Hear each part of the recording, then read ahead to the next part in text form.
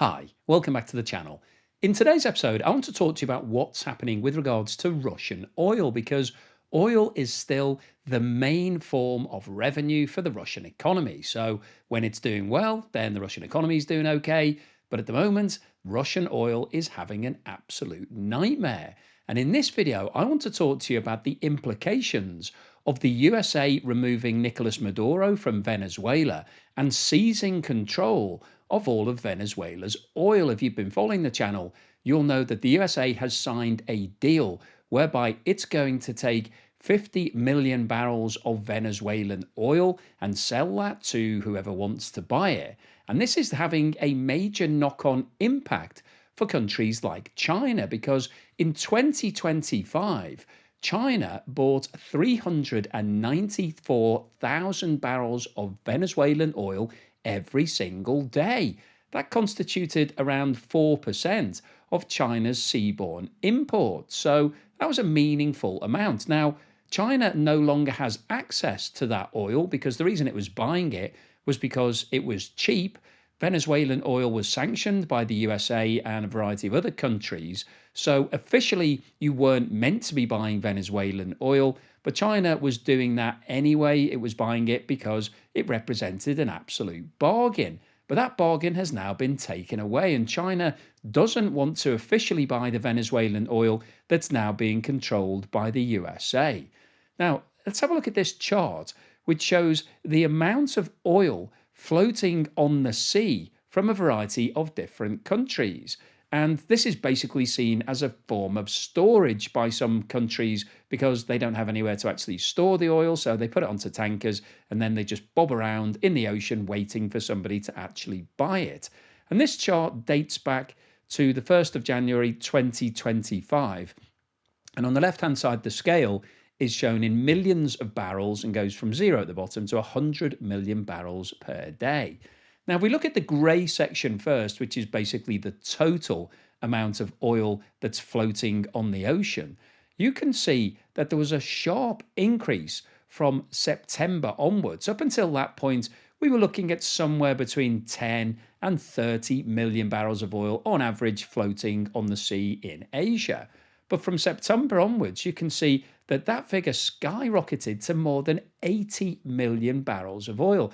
And the reason for that is because there was a ramping up in the sanctions. So the USA and the West basically started clamping down on countries that were buying sanctioned oil. And so Asia stepped back. And when we're talking about Asia here, we're predominantly talking about China and India. So there was a big pullback of buying this black market oil, the sanctioned oil. Now, just before we go on any further today, I want to talk to you about today's sponsor, NordVPN, who I've actually been working with for a very long time. Now, NordVPN is an online protection system, and you might not think that you need one, but if you use Wi-Fi when you go out and about, if you use Wi-Fi in stores or hotels or anywhere that you go, you're opening yourself up to potentially being hacked because hackers prey on people who are using Wi-Fi. And unless you have some sort of protection, you're opening up your passwords and your accounts to potentially being hacked. There's lots of different things that can happen to you when you're using online Wi-Fi. But by using NordVPN, you'll have total protection. Its Threat Protection Pro will give you the protection that you need to make sure that nobody can steal your passwords or take any money from you. And it will also protect you when you're shopping online and doing basically anything. And the great news is that it's not just about protection. It can also open up lots of opportunities for you because you can change your location and access deals that might not be available in your region. And you can also watch entertainment and sports matches and things that are blocked from a geopolitical perspective. So it is a fantastic product. That's why I've been working with these guys for so long. And the great news is that Joe Blogs viewers can get an additional 4 months extra on a subscription, which you can access by going to nordvpn.com/Joe Blogs or clicking the link in the description below. Now, if we look at the breakdown of the three countries that are shown on this graph individually, we've got three different colored line charts. So the yellow one at the bottom is Venezuelan oil. The blue one just above that is Russian oil, and the orange one is Iranian oil. And the reason why Iranian oil is important, I'll come on to in a moment. If we start off by looking at Venezuelan oil, you can see that there was only a relatively small amount of oil floating on the ocean for the majority of 2025. And that's because Venezuela is struggling in terms of actually producing enough oil.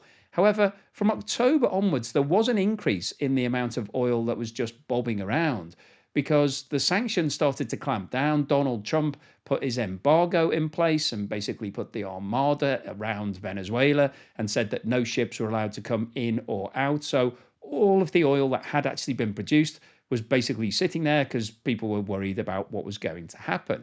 So you can see there's a big increase in the yellow section towards the end of 2025 and the start of 2026.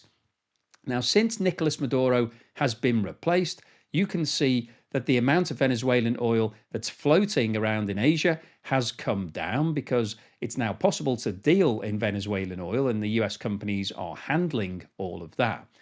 If we now look at what's happened to Russia, so throughout most of 2025, there was a small amount of Russian oil floating around in Asia, but you can see that in the latter part from October onwards, it started to increase. And at the start of 2026, it's continued that trend. And we'll go on to look at that in a bit more detail in a moment.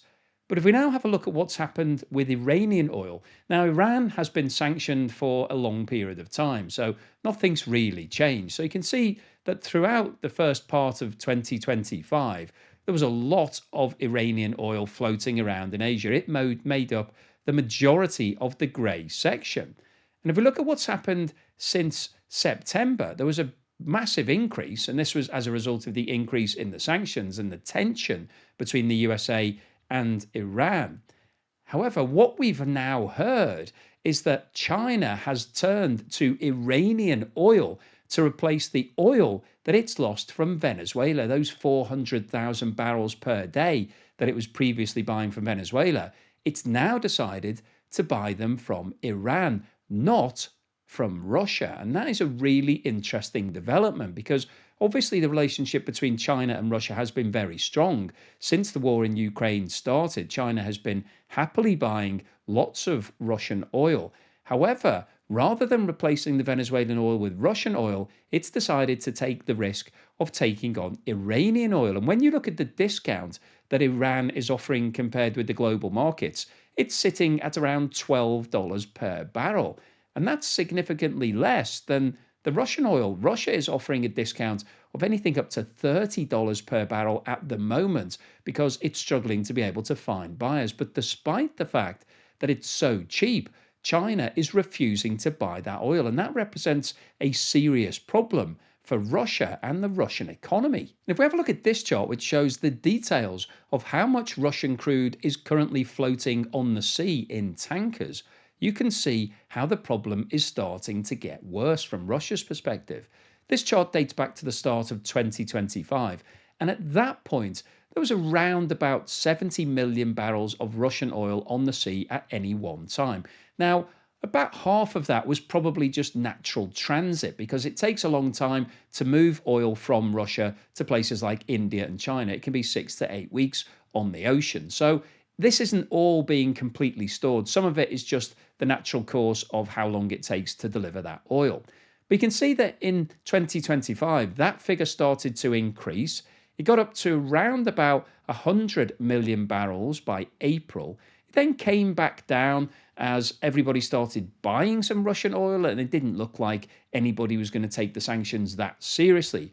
However, from September onwards, which was when Donald Trump really lost patience with Vladimir Putin in terms of agreeing some form of peace deal and started to apply heavier sanctions and policing those sanctions, you can see that there was a rapid increase in the amount of Russian oil floating on the sea. And the current level for the start of February is now sitting at 143 million barrels of oil. So that's double what it was at the start of 2025. So this isn't natural transit. This isn't because Russia is now sending more oil out and all of it is just making its way to its destination ports. It's because China and India have pulled back from making those purchases. And Russia is having to load up the tankers because it doesn't have anywhere to store that oil.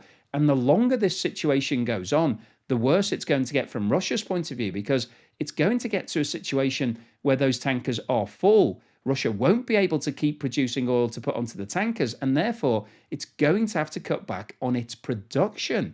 And this is going to be a major problem from Russia's point of view, because the last thing that you want to do if you're running an oil facility is to turn the tap off, because that's going to cause major problems in the future when you come to turn it back on again. And if we have a look at this chart, it really highlights the problem that Russia is facing.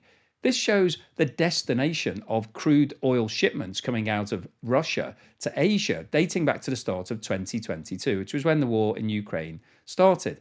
And we've got predominantly 4 different coloured sections here. The black section at the bottom are the exports to China.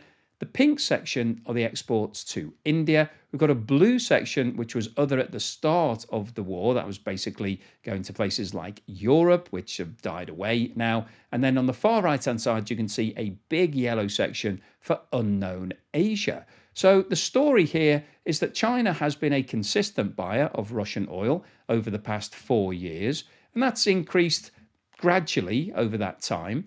India did not buy any oil from Russia at the start of the war in Ukraine. However, it quickly became Russia's biggest purchaser and was buying over 2 million barrels of oil per day at one point.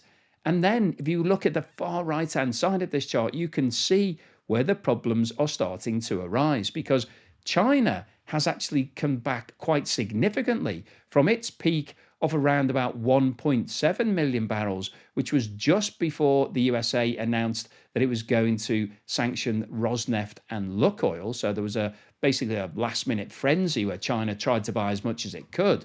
But since then, there's been a significant reduction. You can see the black line has come down significantly, but nowhere near as significantly as the purchases from India. They've come down from 2 million barrels of oil per day to very little. And the recent announcement that the deal's been agreed with the USA to reduce the import tariffs as a result of India agreeing not to buy any future Russian oil means that this is going to go to zero. And so you can see that the yellow section here, which is unknown Asia, is now the biggest single buyer. And of course, that isn't really a buyer. That's just basically ships that are going to Asia but don't have an actual destination. So they're not really purchasers. They're just Russia sending oil out from its production facilities. And if we have a look at this table, it gives us the detailed breakdown of what's happened over the past few months. So if we look at the top line, which is December the 28th, 2025, in the 4 weeks ending that date, China purchased 1.6 million barrels of oil per day from Russia. India was buying 1.3 million barrels per day. And then we had basically very little else. So the total was around 3.5 million barrels per day. If we look at the current situation for the start of February, China has reduced its purchases to just over 1 million. So that's a significant reduction in terms of how many it's buying. That's 650,000 barrels less per day than China was buying a couple of months ago. But India has seen the most significant reduction. It's come down from 1.3 million to 350,000. And as I've just said, that's likely to go down to zero.